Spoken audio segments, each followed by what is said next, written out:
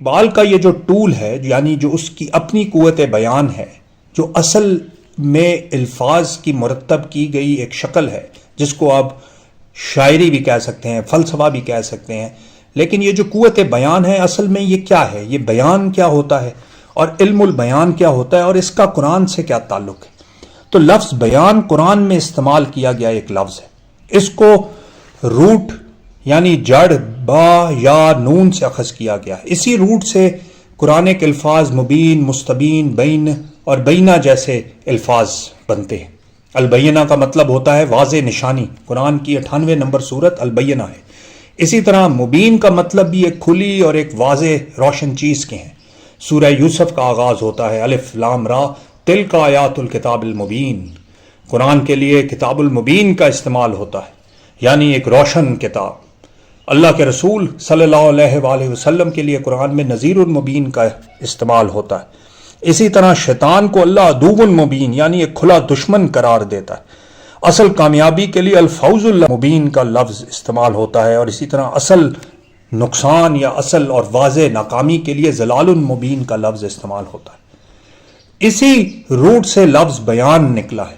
بیان ایک ایسا کلام ہوگا جو واضح ہو اور کلیئرٹی کے ساتھ حق اور سچ کا اظہار کرے اور اس کی تشریح بھی کر دے، یعنی ایک کھلی اور روشن بات البیان ہے۔ اب ہم دیکھتے ہیں کہ علم البیان کیا ہے۔ ہمارے دل میں ایک خیال جنم لیتا ہے۔ اس خیال یا اس آئیڈیا کو، اس تھاٹ یا اس فکر کو جب تک ہم اپنے الفاظ میں نہیں اتاریں گے وہ ہمارے خیال تک ہی محدود رہے گا، یعنی اپنے خیالات کو اپنے الفاظ کے ذریعے لوگوں تک پہنچانا علم البیان کہلاتا ہے۔ یعنی علم البیان آپ کے خیال کو اس کے اظہار کے ساتھ جوڑتا ہے۔ It connects your idea to its verbal expression. آپ کا خیال اور اس کا اظہار، ان دونوں کا جو کنیکشن بنے گا وہ علم البیان ہے۔ اسی کا حصہ آپ کی زبان کی فصاحت و بلاغت ہے، زبان کی وضاحت ہے اور اس کا مظہر یا مینیفیسٹیشن ہے۔ اور حیرت انگیز طور پر بیان کی اس خصوصیت کا اللہ نے قرآن میں ذکر کیا ہے۔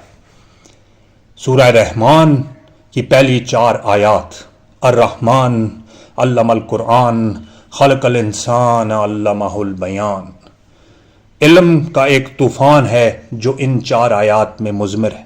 میں نے لفظ طوفان کیوں استعمال کیا ہے یہ ابھی ہم کو خود ہی سمجھ آ جائے گا۔ تو الرحمن یہ فعلان کے وزن پر صیغۃ المبالغہ ہے۔ عربی میں اس کو ہائپربولک ناؤن یا ایگزیجریٹڈ فارم آف ناؤن بھی کہتے ہیں۔ صفت کی ایگزیجریشن اس میں بلٹ ان ہوتی ہے، یعنی الرحمن وہ ہے جس میں رحمت ہر وقت طوفانی شکل میں موجود ہو، in a state of storm۔ اب رحمت کے طوفان والے نے سورہ رحمان میں اپنی رحمتوں کا ہی تذکرہ کیا، لیکن ان آرڈر آف پریورٹی جن پہلی 3 چیزوں کا ذکر ہوا ہے وہ یہ ہیں۔